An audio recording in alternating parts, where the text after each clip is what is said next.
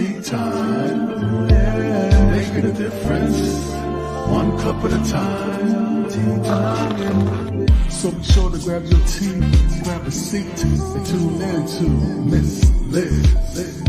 Tea time, making a difference, one cup at a time. Tea time, yeah. Tea time, time.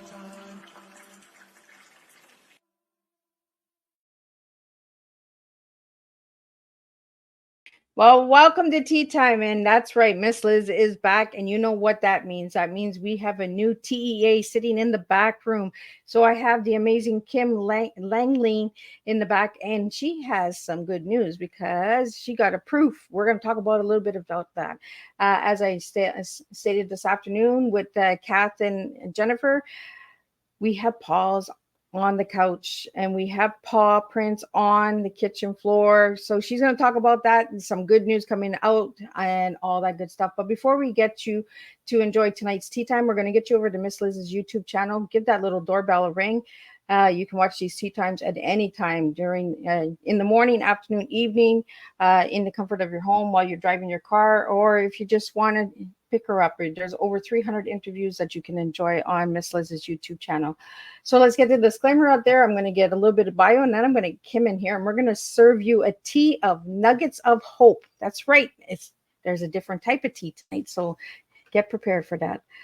So the disclaimer for Miss Liz's Tea Time live show. Miss Liz, myself, is going live using StreamYard. Before leaving a comment, please grant StreamYard permission to see your name at StreamYard.com.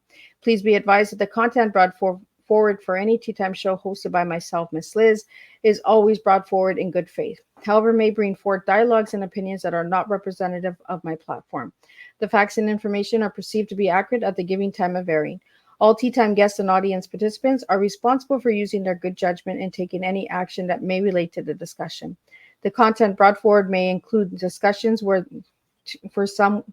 they may be emotionally at risk. It's significant to know that the show is engaging in discussion forums only to offer and inspire awareness and connection and is not providing therapeutical advice. If you have any questions about the disclaimer or the panelist discussion, you may freely contact me, Miss Liz, through my email at bookingmissliz@gmail.com. Moving forward, should you choose to voluntarily participate in tonight's show in any aspect, I myself, Miss Liz, welcomes you. And should you decide that the show is not made for you at this time, I respect your wishes and will see you at a later show at a later date and time. And again, all Tea Time shows are done on Thursday, 3 p.m. and 7 p.m. Eastern Standard Time, unless it's a surprise, rescheduled, or a special tea time, which are done on Monday, Tuesday, Wednesday. So now a little bit about my guest. Well, who's my guest? First of all, my guest is Kim Lengling, and she's a multi-published author. Kim shares her profound love for nature and animals, her journey through PTSD, and her mission to spread nuggets of hope through her writing and podcasting. Kim is the lead author and coordinator of multiple anthologies, including the When Hope Found Me series and the recent Paw Prints on the Couch, which is skyrocketed to become an Amazon #1 top new release. Don't miss out her upcoming releases, Paw Prints on the Kitchen Floor, which we'll be talking about tonight, and coming out August 24th, Nuggets of Hope, November 2024. In addition to her writing, Kim hosts the empowering podcast Let Fear Bounce, where she spotlights inspiring individuals who have faced their fears and made a difference in the world through various creative endeavors. When she's not writing or podcasting, you can find Kim enjoying a cup of coffee, diving into a good book, or taking a long walk with her beloved dog, Dexter. And we're going to talk about Dexter because I did some homework on Dexter. So let me get Kim in here and let's spill some nuggets of hope tonight with all of you. Welcome, Kim. Hello, how are you? I am awesome. We were having fun in the back there. So we're a few seconds late tonight, guys, because we were talking about a couple of things that I want to bring up later in the show. So, Kim, before we get started, I'm going to take you way back to who you were as a little girl and who you are now as a grown woman. So you're asking me who I was as a little girl? Yes. I forgot to say who, right? When, who, what? Is there a question mark in there? As a little girl, God, that's an interesting question. Who was I? I don't know. I was just little. Here's an interesting thing. A few years ago, I did an exercise of writing a letter to my 5-year-old self. And that was a pretty tough one. It was a hard exercise to look back and look at my 5-year-old self, because that's when my parents got divorced. I didn't understand why daddy left. And it was me, my sister, and my brother. And you're 5. I didn't get it. And I realized that was way more impactful on my life than I realized. But you don't see that until you're looking at it with an adult eyes. But writing a letter to my 5-year-old self was interesting, because I was asked, when you do this practice, when you do this exercise, what would you say to your 5-year-old self? And so writing this letter as an exercise, therapeutic exercise for me, it was interesting to look back at that little munchkin and say, life is going to be so hard at times, but you're not the only one that life is hard for, but you're going to make it. You're going to get through it, and you're going to do some really cool things. You're going to meet amazing people, and you're going to be okay. And don't forget that on that bumpy journey, you're actually going to be okay. It was hard. So I look back at that little one and wish nothing but the best for her. And then as an adult now, at a certain season of life that I'm in, that's how I like to say it. I'm at a certain season. I've seen that everything that I've experienced or gone through were stepping stones to get me to where I'm at now, because otherwise I wouldn't be wanting to do a lot of what I do unless I had the experiences that I went through. And some of them, they're not anything that you would ever wish on anyone. But sometimes the worst of times are what make you stronger and strongest. Yeah. So do you think that your little girl, when you wrote that letter to the 5-year-old, that it got you into writing what you're writing today? It probably, I was already writing along the kind of what I write now. It's mostly nonfiction, 90% nonfiction. Doing that letter, it was actually just within the last, I think it was actually pre-COVID. So it was probably 5 or 6 years ago, doing that. I think it helped me to clarify a few things. And when I write, I think a little differently now, and I bring in all 5 senses much more than I probably did before. And for me, that's a must, because if I'm not going to feel anything when I'm writing it, the reader's not going to feel anything. I want my readers to be able to smell what I'm talking about, to hear what I'm talking about, to remember, what it feels like when you're hugging your dog and what that fur feels like under your fingers, So I think that exercise, writing to my 5-year-old self, it brought in a lot more than I foresaw. Well, and that's what we talked about this afternoon with Kath and Jennifer, is when we're writing a book, we want the readers to feel, right? And smell, like you said, to get the senses in there. But you're the first person to say to put the 5 senses in there. I mean, if you think about it, I mean, it's helpful. And once you start doing it, it's kind of an automatic. And there's a word, I just love words, and I love interesting words. And there's a word that I learned several years ago. The word is Scytherism. Oh. I had never heard of it. And I was like, what an interesting word. I like how that feels coming out of my mouth. Scytherism. It's a nice flow, right? It's a soft, gentle word. Scytherism. It's like a whisper. And I was like, I got to look up what that is. So I looked it up, and it is the sound the wind makes as it blows through leaves on trees. Oh, wow. And I went, that is one of the most beautiful words I think I've ever heard then, Scytherism, because I kept saying it feels like a whisper. And then I realized it is a whisper. it's the wind whispering through leaves on trees, Scytherism. And I've never forgotten that feeling and excitement when that all came together in my head like that. So I try and do that when I'm writing. I'm like, okay, can I make this feel like a Scytherism? You know, I think it's a nice word. it is. It's isn't it? It's a It's gentle gentle. word. It's like a whisper, right? Yes, I love it, and I love Yeah. learning words like that. And that's one that has always stuck with me because it's also peaceful. Because the word itself, once you know the meaning of it, you will not ever forget it every time you hear the leaves doing their little dance when there's a breeze going through I'm going to think of you, Kim. I'm telling you, I've written a story. It was published in a magazine. I've written a story about Scyther. It's called the Song of the Wind, Oh, and it was all about Scytherism. Yeah. So, yeah, I'm not sure song. even how that came about. I don't even know where I was coming from with that, but there you have it, Scytherism, folks. New word for you. Word of the day.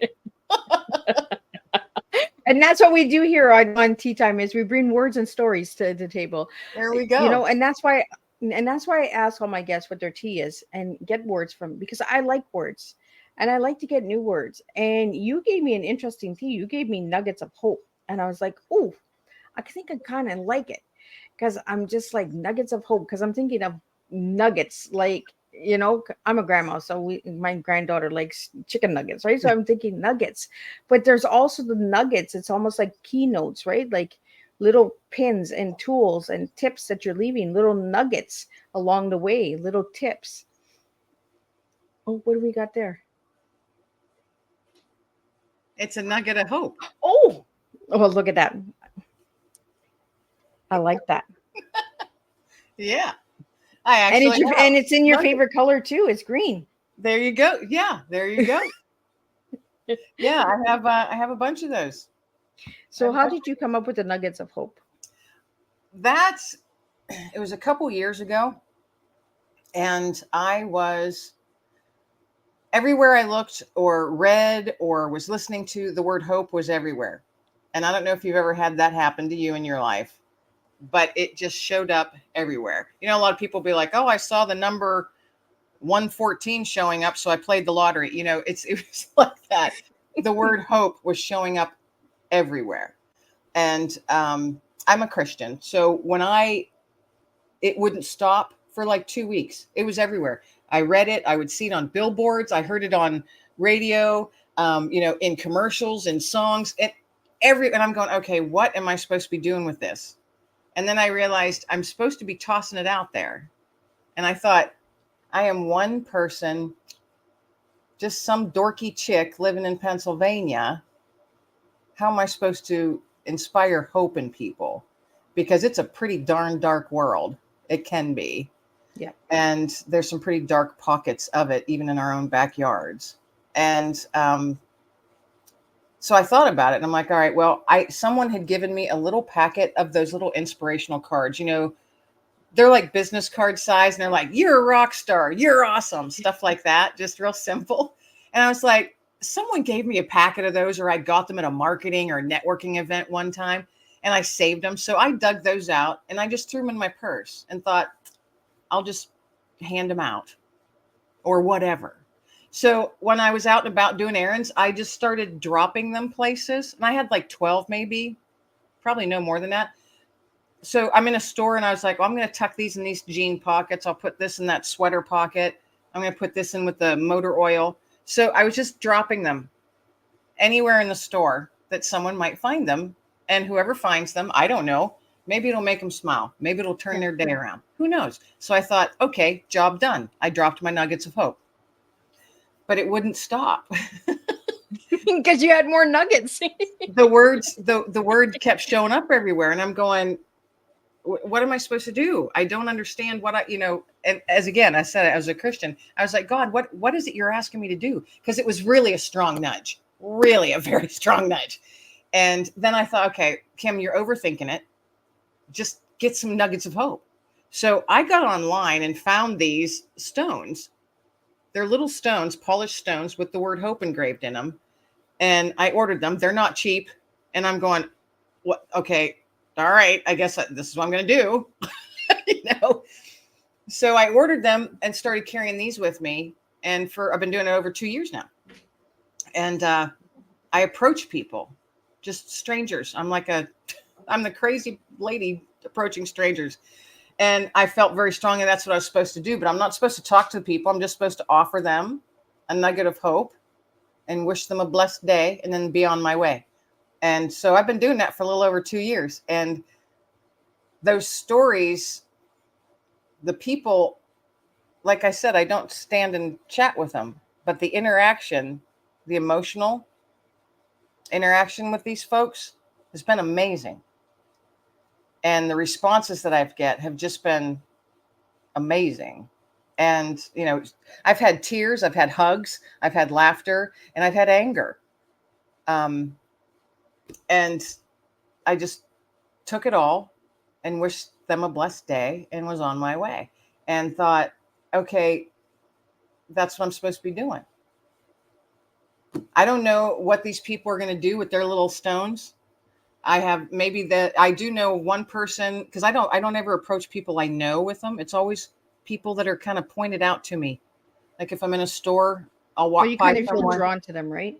Yeah. And I'll be like, oh, I'm supposed to go to that person. And I do, I will just approach a total stranger. And, sometimes I feel really uncomfortable and I'm not sure what that's for, or if it's not my discomfort, but it's the energy they're giving off. Yeah. As I feel people, I'm super empathetic. And it seems to get stronger as I get older. And it's like I can feel, I can't be around too many people at once because it's too much. Yeah, you get overwhelmed easy. Yes. So if anybody else out there is empathetic like that, I understand. It's emotionally draining. Yeah, very tiring. But so doing the stories, because they turned into stories. Because I'll be like, okay, this older gentleman yelled at me. He swore at me. We're in Walmart, and he literally said, "What the hell do I have to hope for?" But he still took the nugget of hope and he put it in his pocket. But he yelled at me and swore and was very angry. And he was in his 80s, probably had to have been in his 80s. And I realized, I just stood there and I took it because I'm like, he's not yelling at me. I have no idea what's going on in his life right now. He looks really tired. Maybe he is just coming off of being really ill and it's his first time out. Maybe he just lost his wife of 60 some years. And he has no idea the kind of dish soap that she bought, but he wants that kind because that's the kind she always used. And he can't find it in the damn store. Because that's what he was yelling at me about, the dish soap, the damn dish soap. Yeah, that's probably what it, and sometimes those nuggets help. Like you don't realize how much that might have helped him, right? You might have been angry not that day, maybe not that day. Once he got out of the store, then he's like, okay, she just made me relook at everything. Yeah, or maybe it wasn't until the next day. You know how I know my grandfather used to, and a lot of older gentlemen, when they get home, they empty their pockets and put everything in a bowl on their dresser or on a hall table. So he was from that generation. So I pictured him, because I literally went to my car and cried. I sat in my car and cried for that man and prayed for that man for peace, to give him peace, give him a little gentleness, a gentle nudge that there is still peace out there. You don't have to live with bitterness and fear and loneliness. There is still peace within all of that. And I was thinking, all these different scenarios of what his life might be like. And then I thought, you know what, maybe it'll be tomorrow when he goes to grab all his stuff to put back in his pocket that he picks up that nugget and looks at it and it says hope. And maybe that's when it's going to spark something. Well, when you showed me the rock, I have rocks all in my tea room here with words on them. And I pulled 3. That's why my arm was like that. But they're all S words. So it's all, I got smile, then I got sparkle, and I got shine. I got all the S ones, but I have a bunch of other ones over there. Oh, awesome. And I know I have a hope in this room. I know I do. It might be on my tea shelf over there. But so you have a whole bunch of nuggets as well.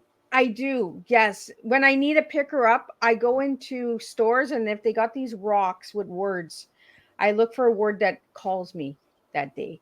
It's almost like picking a card, right? When you're reading these Yeah. inspirational cards, you pick a card and you're like, oh, let's go. Let's Right. go for today, you know? Yeah. So yeah, nuggets. I like those nuggets. Those are Yeah. better than chicken nuggets. Yeah. So I decided, with doing that for I'm close to closing in on 3 years of handing out these little nuggets of hope. Um, so I decided to take some of my interactions, not all of them, some of them, and I put them in a book and created, wrote the book called Nuggets of Hope. That's coming out in November this year of 2024. So I'm looking forward to that coming out because it's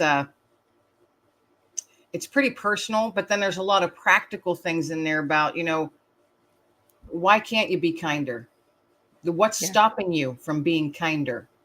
What's stopping you from changing your small slice of the world into a better place? You don't have to be a world changer of the whole world. You're just one person, but Yeah. you can change one person's world, And that's And the thing, right? The world changers. Like we have so many people that want to be great leaders and all of that. And they think, oh, I'm going to change like a million people.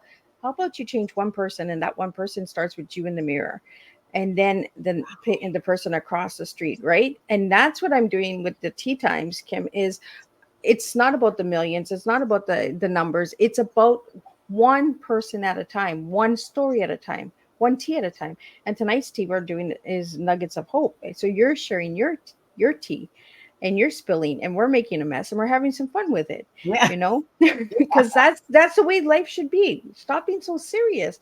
We got heavy stories, all of us, we all have something that we've overcome, but let's lighten it up. And I love that you're giving out those rocks of hope. You're going to make me look for that rock after, because I have another 12 rocks over there, but I'm not going to get up during broadcast. But I know I have a hope in there because I, I, I, I never have the same word. I have dreamed twice. I think I just like the color and the pattern of the rock. It's a flow. I feel. I think rocks are beautiful. Right? We should be collecting rocks. When we were little, we collected rocks, right? Always. I always had them in my pockets or my little tiny pursies, the little purse that you had when you're little. My daughter, the same way. I had to always check her pockets before I did laundry because she always had little rocks in there. Well, there were some pretty rocks out there. You get some shiny There ones is. and you get some flat We ones. And would sit in the driveway. That was like one of our favorite pastimes. In the first house that we lived in, a tiny little house, we had a gravel driveway, and we would sit in the driveway, and she would be very content just picking out the prettiest rocks, and we would put them in a little basket, and we'd keep them because why not? yeah, we should bring rock collections back. Marbles, like, Marbles, yeah, Yeah, we and should. they're considered collector's items now. A lot of those older ones. Yeah. Some of them are I beautiful. I would love to. There's a guy on YouTube. I think his name's Wild Kyle. I think it's called Wild Kyle, and he's always digging in cricks and looking for artifacts and old bottles, way old, like pre 1900. But he always finds marbles Oh, because these cricks that he's at used to be because everybody used to just dump their stuff way back, pre yeah. 1900. They just dumped everything down the ravine or in a creek. And he finds so many marbles, and I'm like, I want to find a creek that has marbles.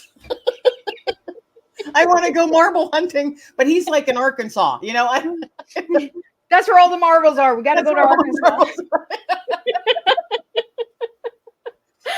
Wild Kyle, I just gave him a big plug. Check out his Right? YouTube channel. It's a cool little channel, but yeah, he's a younger guy, probably in his 30s. Him and his Oh, girlfriend and friends are always out there in the creek digging around finding treasure. Yeah, it's well, cool. we'll have to put a tag on this video and get Wild Kyle there. Yeah. So hey, Wild Kyle, if you do see this, I love your YouTube channel. It's awesome. So Kim, now I'm going to take you on a different path. We're going to go to the paw prints. Okay. So how'd you get the title of your books, Paw Prints? The first one it came out in 2023 was Paw Prints on the Couch, Yeah. which I think is really cute. Like, And we had 2 live kitty cats. No, we had 3 because Jennifer had 2 cats today. They were during our podcast afternoon session. So, and then I was like, oh, and we're talking about paw prints tonight. So isn't that cute? Like, Yeah, perfect. Yeah. Paw Prints on the Couch. It's an anthology. Both of them are Paw Prints on the Couch and Paw Prints on the Kitchen Floor. I had a dog. His name was Digger. I had him for 14 years, and he was the best dog, just like everybody's dog is the best dog. But for me, I live with PTSD, and he was not trained as a service animal or anything, but he was just intuitive. He was probably the smartest dog I've ever met or known. And he was just so in tune with me. And I remember prior, when I was thinking of doing a book, I was thinking of him and thinking of all the times, because we walk all the time, and he loved water. He would see a puddle and he would just go in, and he was a big dog, 105 pounds, big dog, lab shepherd mix. And he would go and sit in a puddle, just sit in a puddle, whether it was 2 inches or 7 inches deep. And he would just sit in it, and he wouldn't want to move. But whenever we got home, I always had muddy paw prints everywhere. And I remember thinking, as he was aging,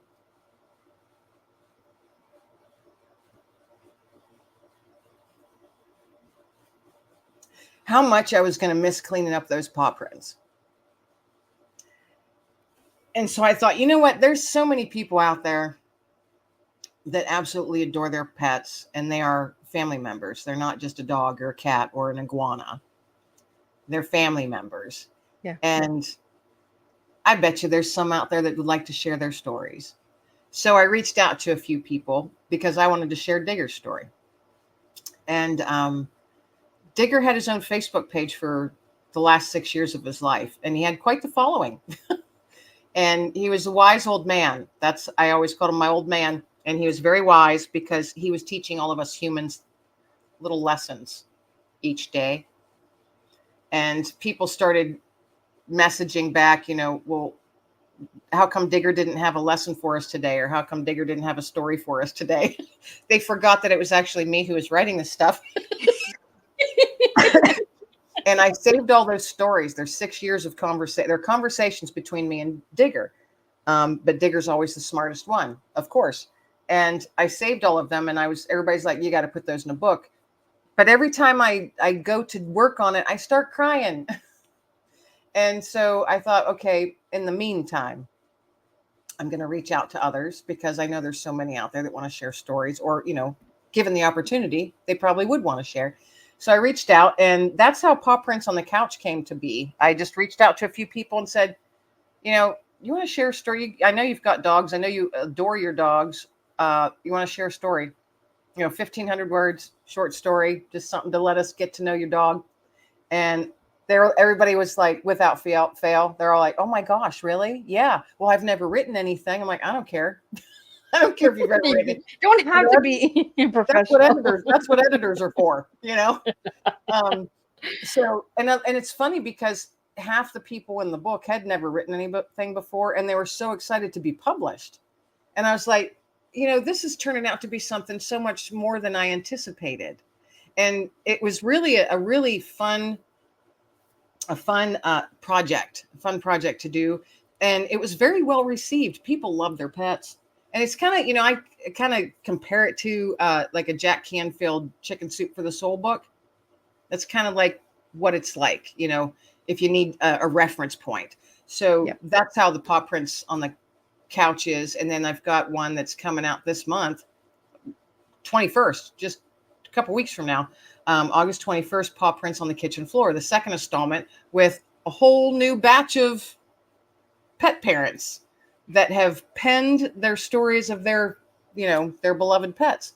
And the whole process, the whole point of it is to spread that peace and that love, because pets are just, their hearts and souls are so pure, and humans could be that way too if they wanted to be, and animals are just unconditional, and they give back so much more love than what they receive. It's just amazing to me. And They're the perfect little beings, you know, as long as humans don't ruin them. Because Right. I don't believe that there is a bad pet, but there are a lot of bad humans, um, or those that aren't bad humans. They just don't know how to train or care for a pet, because it's a big response. That's a lifetime, that pet's lifetime responsibility. You can't just get a pet and say, "Oh, how cute, let's get a puppy." No, do you have the finances, the time, and the energy, and all of the resources needed to care for that pet for its lifetime, which could be 12, 15, 18 years? Can you do that? And if you Well, can't, then you should not have a pet. and that's the conversations we should be bringing to the table too, right? When people are getting pets, because usually Christmas time, everybody gets a little puppy, and then Or 6 months that puppy grows up to be a bigger. Well, I want a new puppy. Well, that's not or how they're it peeing works, in the house. I don't want him peeing in the house. Well, train him not to, in a yeah, gentle way. Train him not to. yeah, My dogs have all been rescues, so you don't know what you're getting. You don't know the traumas that they may have experienced, and some of them have come out of really horrendous situations, and they still come out wanting love. yeah. Just, oh gosh. And both my second one here, the one I have now, Dexter, I don't know what he went through, but when I got him, he was very sick and very skinny and really skittish. So I don't know what he went through, but I realized, okay, this might be tougher than it was with Digger. And you've got to give them time to Yeah. decompress. You can't just get a dog and expect them, oh, they're not going to pee in the house. They're not going to chew on something. They're not going to have accidents or whatever. You cannot expect that. They don't speak English. They can't tell you, I have a really bad stomach ache, so I just pooped by the back door. Yeah. I mean, gosh, Dexter, he was so ill. He had diarrhea. So I was cleaning that up. And he would run and hide in a corner. And I'm like, there's no fear here. It's okay. Well, I'm it sorry. takes a I lot of didn't. time for adjustment too, right, Kim? Right. Because the situation that they were in, they don't know they're going to a new home, so they're not sure if they're going to get the same thing or even Everything's worse, scary. right? Yeah. And it's a thing I go by, and I've shared it on other platforms. 333, 3 days, 3 weeks, and 3 months. Those are the time frames that you need for a new animal. 3 days, decompress. Because like you just said, they don't know why they're with you. Are they going to stay? Are you going to be mean to them? Are they going to be able to have food and water? Are they going to be able to sleep comfortably, safely? Can they feel safe? 3 days, decompress. 3 weeks, you work with them. Gentleness, patience, love. Let them become who they're meant to be. Let them assure them that they're safe. And by 3 months, their personality should be shining. They should be comfortable. They should be running around, licking your face and leaving paw prints all over your kitchen floor and all over your couch. Right? So yeah, 333. Simple to remember. I like that. So for all the listeners up there, 333, give them time, you know. And pets don't have a voice, so they can't tell you, like Kim said, Um, and I find that pets are brought into our lives to make us open our hearts, because sometimes we just close our hearts because we have so much going on as human beings, right? That we just so then we get this pet, and this pet understands us, comes to us when we're having a hard time, and we're like, no, go away, like it's already, and they keep coming back for more and more. I have cats, but I also have dogs for grandkids. Like all my kids who have pets, those are my grandbabies as well, right? So Yeah. when they hear the word grandma, they get all hyper and they're like, "Oh, grandma's here!" Like they kind of tackle me down. I can't even get in the door sometimes, and I'm like, "Whoa, guys!" My daughter's dog is the same way. She goes, Mom, when I tell them grandma's coming, they both lose their minds. She goes, Yeah. they run down the basement stairs and wait for you at the back door. And I'm like, she goes, I have to explain to them, she's not going to be here for about a half an hour. It's too early for you to wait, So they know. They're looking up and down like, what? Yeah. Animals Yeah. are way smarter than we give them credit for. And I know a lot of people out there realize that. They realize that, but we're blessed. I think they are blessings that are put in our lives for a reason, and we should treat the blessings with the care that we're meant to. Yeah. So Kim, you got the first anthology with the couch. So are all the stories based on paw prints on couches?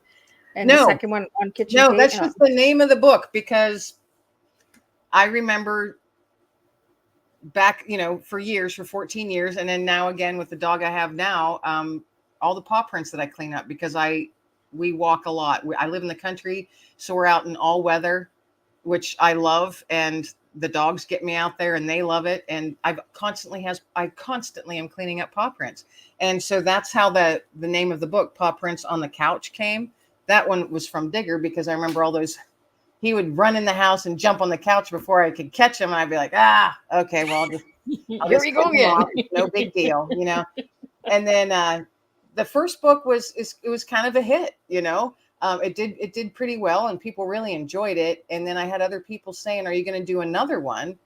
Because I have a story I'd love to share, but I've never written before. And I'm like, I hadn't thought of doing another one. But then here I am doing another one, and it's got 20 new people in there sharing, and that's Paw Prints on the Kitchen Floor. And I came up with that one because that's how we walk in my house, is through the back door, and you're on the kitchen floor, and that's where the paw prints land first. So paw prints Coming on the in that kitchen door. floor. And I'm constantly, mopping up and wiping up muddy foot or paw prints on my kitchen floor. So it was funny. A friend of mine the other day, she's from England, and she was saying, "Oh, that's so exciting. I can't wait to get," she had just pre-ordered the ebook, and she goes, "I can't wait to get the paperback." She goes, "Are you going to do a third one and make it a series?" And I said, I don't know, because it's it's a tremendous amount of work putting an anthology together. A whole lot of work. I don't think people realize just how much work. I've been in 8, and it's a lot of work. It's back and forth with editors, and then the other stories you have to wait for all the other stories to come in. It's a lot of work, but it's a teamwork, right? It's working all together, and then at the end, the reward is getting to know these people as well. When you're an Yeah. anthology, right? You check out, how close Yeah. is this one? How close is that one? And I've met some cool people that I didn't know before from them participating in this project, and we still keep in touch. So it's really fun. And so this one for the kitchen floor, I was talking to my friend, and she goes, "Well, if you do a third one, why don't you call it Paw Prints on the Porch?" And I went, "Well, why didn't I think of that one myself?" Well, there you go. You're ready for the there you third one go. when you're ready for it. So yeah, it's been a fun journey the last couple of years, because I didn't plan on doing another one so soon, because it's literally Paw Prints on the Couch came out last August, and this one, Paw Prints on the Kitchen Floor, is coming out this August. So exactly a year from the last book. So I didn't plan on doing one so soon, but people just kept asking. So I thought, okay, let's just put it together. And, like I said, coordinating it, bringing it all together, getting the editors and all of that. And it's a lot of work on my half, because I read all the stories, and I do like a pre-screen of them, and, need to get clarification on some, because a lot of the people had never written before. Yeah. And so there's a lot of work involved in that, but the end result, and then their excitement, when they're like going, I'm in a book, I'm published in a book, that's exciting stuff, It is. When you write for the first time. I remember when I wrote my first one, Kim, and I got it.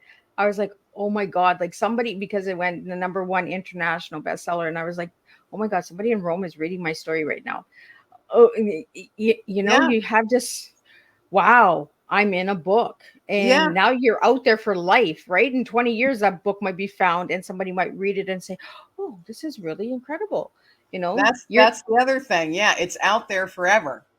Right? And you're leaving your nuggets again. It goes right back to your nuggets of hope through And the all paw these prints. stories. Yeah. All these stories. Oh gosh. And I tell everybody for both books, you're gonna laugh out loud, you're gonna smile, you're gonna grin, you're gonna be like, oh, and you're gonna like be reflective and remembering, and you're also gonna cry. So make sure you've got a good cup of coffee and a new box of tissues with you when you pick up the book, because it's nothing is sugar coated. Pets die. Yeah. And their lifespans are much shorter than humans, obviously. But I also believe that their lifespans are as long as they're meant to be, because they're put in your personal life for a reason. And I was blessed with Digger for 14 years. I was like, oh my gosh, how amazing. And people always have a tendency to focus on that last day or two. And I know I did the same thing because I was so, so, so sad. I was so crushed. It took me 3 months to not be Wow. crying every day after I had to say goodbye to Digger. It was really, really, really hard. And I know a lot of other people, many, many, that it hits them the same way. But then I was like, Kim, quit focusing on the last day or two when it was so hard. You had 14 years of amazing blessing where that dog would just have you laughing. And oh my goodness, the hugs that he accepted and all the tears that fell on his fur. And he just accepted it.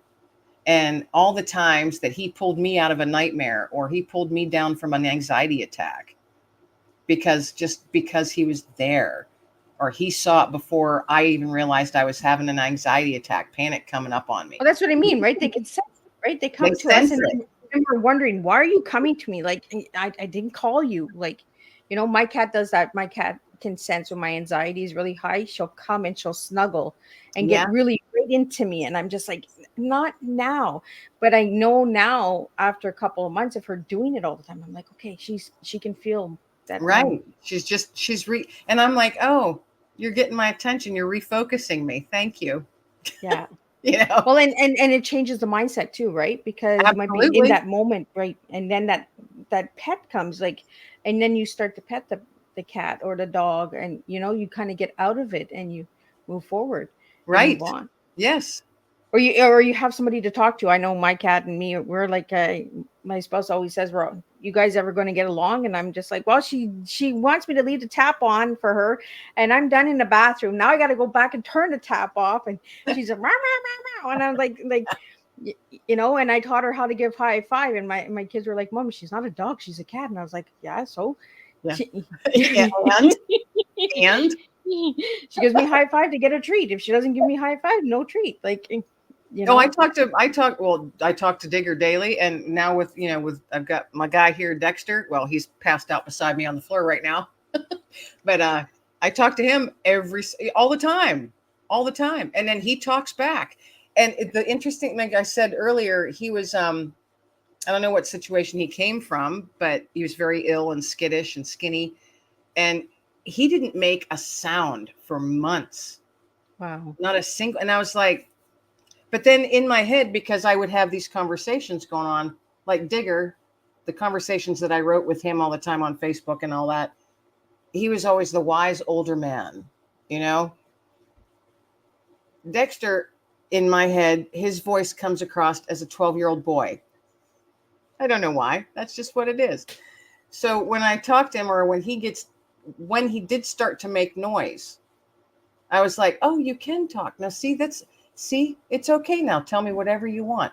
But it was so hard seeing how fearful he was of everything. It was really hard for me. It was a big thing of patience I had to work on, because I was just like, I just want to love you. Come here, I want a hug. Yeah, but he would run away. He wanted nothing to do with it. And he would curl himself into the smallest ball he could. And he's a big dog. And I was like, this is awful, and he went right with the 3, 3, and 3. It was by 3 months, his little personality's coming out. And it took 3 months when he made his first noise. Oh, wow. And I was like, oh, and he had a very raspy, like, it was like he tried to bark, but he couldn't. And when I got him, his throat here was really swollen. And I think that was from abuse. Because something was, so not right. And so I don't put a collar on him. I don't know. For whatever reason, I picture someone just yanking him up and holding him. And that's probably why he didn't make a sound for so long. I think probably because maybe he used to, and he was always beat afterwards. Well, he was a puppy, right? And puppies get happy and they bark, and I got him. He was about 2 years old when I got him. So Lord knows what that poor guy went through. But his throat was, because I was like, why is it because I got him from a rescue shelter. I was like, why is his throat it was so noticeably swollen. And they're like, we're not sure. We don't know the situation we came from. We found him. He was pulled as a stray. And so I was like, oh, I'm glad he got a chance to run away then. That was my first thought. I'm glad he got a chance to run away. And yeah, he's sick and ill right now, but he's got me now. Yeah. And nothing like that will ever happen. So I had to train him that there is no fear in my house. Ever, ever, ever. And so when he first made a noise, it was like he tried to bark, but it was really like almost like he couldn't. And that's when I was like, buddy. And I'm like, so I started rubbing his throat, and he didn't really care for that at first. But then he realized, oh, okay, she's not trying to hurt me. Yeah. But it took, I would say, probably a solid year before he had a solid bark where that raspiness went away and he no longer has the swelling, because I don't put it, he does not wear a collar. I only put a harness on him. I will never put a collar on him. Wow. Yeah. So I put a harness, we go for walks and stuff, and if we leave the realm, that's what I call where I'm the queen, by the way, the queen of my realm. So when we leave the realm, I put a harness on him. I don't, or if I do put a collar on, I put it really loose, but I don't use it. What I really like what you did with Dexter is when I did some research and I seen Dexter was the office manager. I was like, that is so cute. Like, giving our pets a job. On track. Giving the job to the pet. And I was like, I could use a secretary. I could get Tinkerbell to be my secretary. Exactly. See? Well, now I'm in my office right now, and I just told you he's sleeping right beside me because, being an office manager is a very tiring job. And it's almost 8 p.m. where we're at. So his day's done. He's ready for bed. But yeah, he keeps me on track. That's why he's my office manager, because he lets me know when I need a walk. He lets me know when I need to get a drink, and he lets me know when I need a treat. So I think it's cute. And Dexter has his own Facebook page as well. He does, yes. And I haven't done a whole lot with it, I'm sorry, Dexter hasn't done a whole lot with it for quite some time, actually. But yeah, we did start that, and he would, he messes with me and says, you have to keep on typing all the stuff up, Mom, because I don't have thumbs. So he can't type for himself. He's taking a nap. He's busy doing his office manager things. And sometimes that entails chasing a squirrel or something, so you have to keep the realm safe. So that's another big part of his job, is keeping the realm safe from those nasty squirrels and chipmunks. Well, I think it's really cute that you gave him a Facebook page. Like, I think it's sometimes. Well, he's got in the kitchen in this book, the newest one, he wrote the foreword. You know how there's always a foreword in the book? Yeah. That you usually have someone else that writes, and gives you, oh, this is going to be an awesome book. Well, Dexter actually wrote the foreword for Paw Prints on the Kitchen Floor. And, if people want to wonder why, well, it's because he's a smart dog. That's why. So you're right. he's a good dog.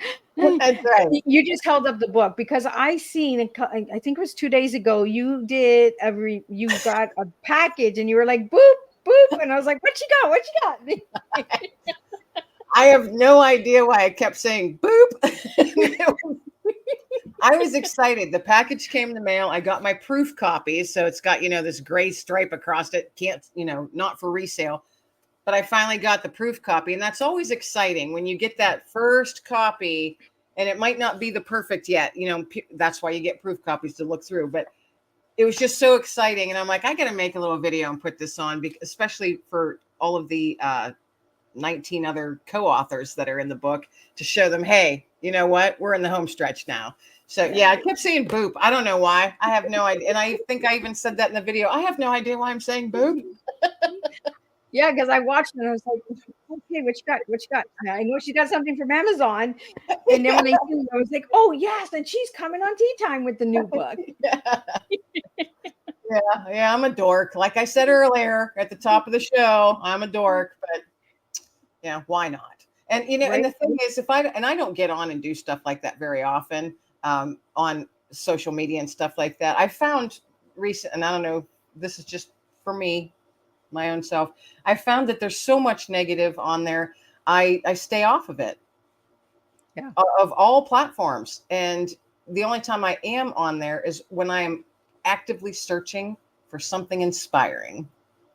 Yeah. And so I thought, you know what, Kim, instead of sitting there saying, I'm not going to be on social media anymore, why don't you get on there and do what you're looking for?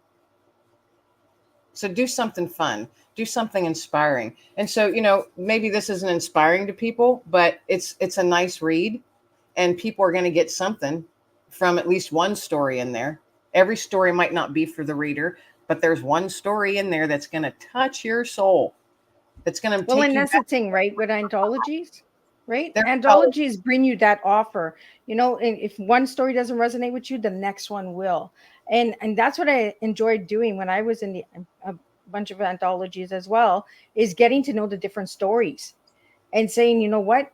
Maybe the book came a bestseller not because of my story, but because of the other story that's in the book. Right, Had that story not been in the book, would it be a bestseller? You know right. what I mean? So we have to Yeah. look at it that way, that all the And stories they're come short together. reads.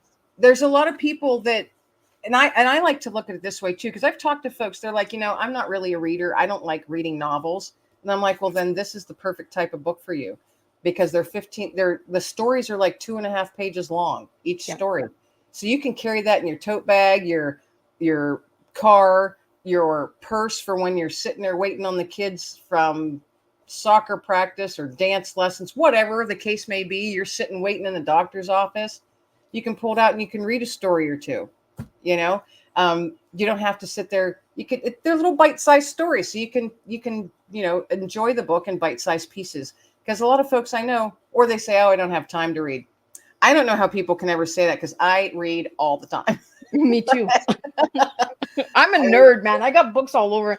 I keep getting told no more books. I was like, oh, I just need one more, one more. I just cleaned out books. I have so many. So I'm sure you understand. I just cleaned out and took them to Salvation Army, because I was like, okay, Kim, this is actually even too much for you. Yeah. But I had 2 garbage bags and 2 big boxes full of books Wow. that I donated. But I went through them 2 and 3 times, because there's those books that's like, oh no, because I reread that every year. I got to keep that one. So Right? Books I are did hard to get rid of. I did pull a lot back out, but I got rid of a bunch, because I'm sitting there. I'm also at, like I said, in a certain season of my life where I'm trying to get rid of stuff I literally don't need and Minimize. downsize just a little bit, because I still live in the big old house that I raised my family in, and it's way too big for me and my dog, but I've been here 30 years and I Wow. just love it. It's my realm. But someday, who knows, when I reach a different season, I might not be able to do all of this. So I'm trying now, little bits by little bits, where it's not so emotionally overwhelming, to clean certain areas of the house out. Yeah. Well, I And think so, as we get in those seasons, Kim, we do want to minimize, right? Because we don't want our children to be stuck with all of this stuff. Uh, exactly. my kids say it all the time, Mom, I don't want to get stuck with all your tea stuff. And I'm like, okay, got it. I got it. No more tea stuff. Guess what I Yeah, have? it's ridiculous. A And it's, lot. you have a lifetime. And I'm sitting there going, my daughter, because I say the same thing to my daughter, I'm getting rid of this stuff, because someday you're an only child. It's all falling on you. Yeah. I go, so do you want to have to go through all of this, or you want me to do as much as I can, while I'm still here? Not that I plan on going anywhere anytime Yeah. soon, but, and it just also, it's mentally good for me. And the more I'm doing it, the more I feel a weight coming off. The more because I'm really getting into it this summer. I mean, I've like banged out some big projects. I'm like, I'm getting this done, and this is getting cleaned out, and this is getting cleaned. And I just finished the third one, which was my biggest, which was the garage. And I'm like, it just feels, it's so much weight came. I feel so much better. It's light. Like you don't Yes. realize how much stuff puts the weight on, right? And and I often wonder, because I'm a veteran, and I often wondered, okay, is that because military? I like things a certain way, But I also live with PTSD, and I like things a certain way. Yeah. I don't know if anybody caught that nuance of my change of tone, but if anybody's out there that lives with PTSD, you know what I'm talking about.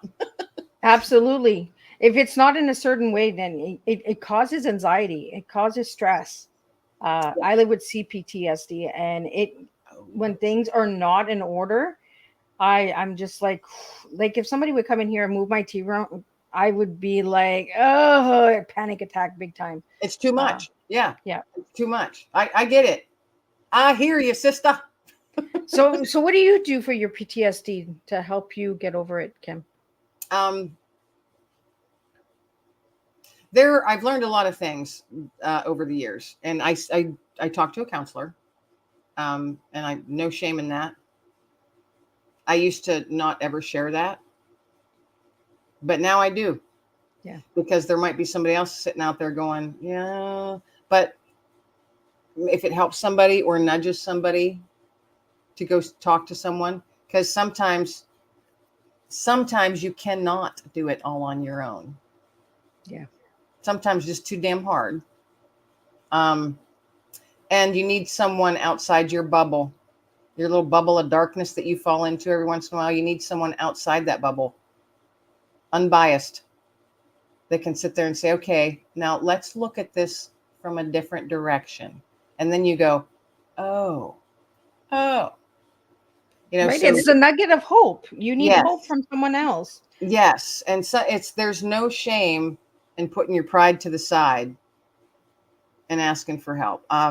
It took my friends of mine that were Vietnam veterans noticing something in me years ago, because I was just completely falling apart. And they said, okay, then they call me kid because they're like 20 years older than me. But they said, kid, we don't know what's going on in your life right now, but we recognize the symptoms. And if you don't get yourself to the VA, we will drag you there. And I did not answer in a nice, positive, gentle way. I pretty much was like, bleepity, bleep, bleep, bleep, bleep you, I'm fine. And they said, we will drag you if you don't go. I didn't go, and they did drag me. And I will be forever grateful. Well, it's almost like the dish soap, right? The man in the store when you gave the nugget of hope. Yes. It's a full circle. See how Kim. all that works. All that works. Yeah. So little things, something just within the last year, my counselor shared with me, because I was having a really rough day. And sometimes you do. Sometimes you just have a poop day. And I was having a poop day that day. And she said, Kim, when you look in the mirror, what do you say to yourself? And I said, nothing good. And she said, first off, would you ever say to your daughter what you say to yourself? And I said, no, never. She goes, then why do you tell yourself those things? You need to love yourself too. Yeah. And that kind of like hit me hard. And then the second thing is, she said, now I want, when you look in the mirror, whenever it is, morning, night, whatever, I want you to look in the mirror and say to yourself, Kim, you have a 100% success rate of making it through the tough stuff, because here you stand. You did it again. You made it through. 100% success rate. Doesn't get any better than that. And that changed so much for me. And I have it on a sticky note on my wall so I can look up, and there it is. And that's the first thing I see every day when I sit down in my little office. Is that? Well, and those sticky notes make a difference, right? They're those nuggets again. We go right back to the nuggets of hope. Yeah, I had to. And she's like, you give out nuggets to everybody else. Why don't you give one to yourself? Right. So you and just I was like, literally, I hadn't thought of it. Right. Well, and maybe that was the whole mission, was to come back full circle and understand what the hope was about. Yeah. Indeed. Yes. There's an ultimate plan for everything that we go through. We don't know what it is. That's my belief anyway. I don't think we're supposed to. We have to. What did I say the other day? I was talking with a guest, and they said something, and I said, well, my goodness, you just have to buckle up and buckle down. And he's like, oh my gosh, that's a great saying. And I went, you're right. I'm making a t-shirt. Right. So I'm actually currently working on a t-shirt with that saying on it. Well, that's a good t-shirt to get. I think we all need to buckle down and, Yeah, buckle up and buckle down, because buckle up, sweet pea. It's a bumpy ride, it is. but it's worth it. Yeah. So that's, if nothing else, my nuggets of hope, I want it to reach the person who thinks that living isn't worth it. And I want them to see that word hope, that little nugget, and maybe that'll make them stop and say, oh, okay, maybe I can make it through another day. Maybe I can make it through the next 10 minutes. Because sometimes that's all you can do is make it through the next 10 minutes. Absolutely. But then you're at the end of the day and you're like, oh my God, I made it through another day. Woohoo! That's a win. That is a win. Yeah. So that's what I want my those are the little wins that we take for granted. Or we don't acknowledge. We don't acknowledge. Just getting out of bed. Yes. Sometimes just brushing your teeth. You're like, okay, I brushed my hair and I brushed my teeth today. That's a win. I'm going to count that as a win, because it is. Yeah. Some days are hard. So Kim, any final message that you have for everyone out there? And when can they get this book? I know they can get the pre-order of the paw prints on the kitchen floor, but your Nuggets of Hope is coming out in November, correct? Yes, mid-November. I think it's around mid-November. I'm drawing a complete blank on the exact day. I don't know why, but it's mid-November is Nuggets of Hope. But Paw Prints on the Kitchen Floor, you can pre-order right now the ebook for 99 cents. And then it will be out along with paperback version on the 21st of this month. So yay. Awesome. I'm excited. So. Well, it was a real pleasure having you tonight. And we went down some real rabbit holes and had some fun and had some nuggets and got some marbles out there and got some stones. Yeah, wild cow. Don't forget wild cow. We really had some fun. But I want to thank all the listeners and an audience that participated in tonight's show and joined in and left your comments and said thank you and beautiful conversation. I seen all those comments. So thank you for all of that. And I will be back on the 13th with a rescheduled tea time with Gail and Gregory Horg, who will be in, and we'll be talking about sacred geometry. And we're going to be talking about the universe and alignment and all that good stuff. And then on the 15th, I have two new guests that are coming in with their TA. And then on the 20th, I have Pepper Ann, who is a returning guest from season 4. She'll be coming back on and giving us an update on her true crime storybook of the Texas, not Texas Ranger. She's gonna bloop me. She's gonna boot me in. But Pepper Ann will be back on the 20th. And then on the 22nd, we're closing up with 2 other guests with TEA. So be sure to check out all those tea times. And again, thank you all for joining me. And let's just keep spilling tea and sharing stories and words. And let's make a difference and leave some nuggets of hope.